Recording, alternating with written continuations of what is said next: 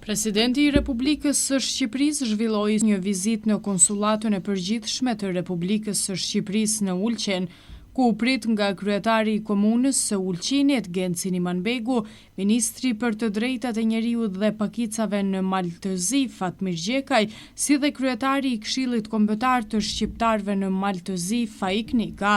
Takimi u zhvillua në një atmosferë miqësore dhe u fokusua në çështje me rëndësi për komunitetin shqiptar në Maltëzi, forcimin e bashkëpunimit institucional dhe avancimin e marrëdhënieve mes Shqipërisë dhe Malit të Zi.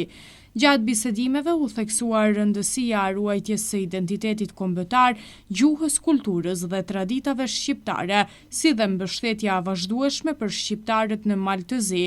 Bashkëbiseduesit vlerësuan bashkëpunimin e deri më tanishëm dhe shprehën gatishmëri për të thelluar atë edhe më tej në fushat me interes të përbashkët. Vizita në konsullatën e përgjithshme në Ulqin ishte pjesë e agjendës së presidentit gjatë qëndrimit të tij në qytet, ku ai mori pjesë edhe në aktivitete të tjera me karakter kulturor dhe institucional.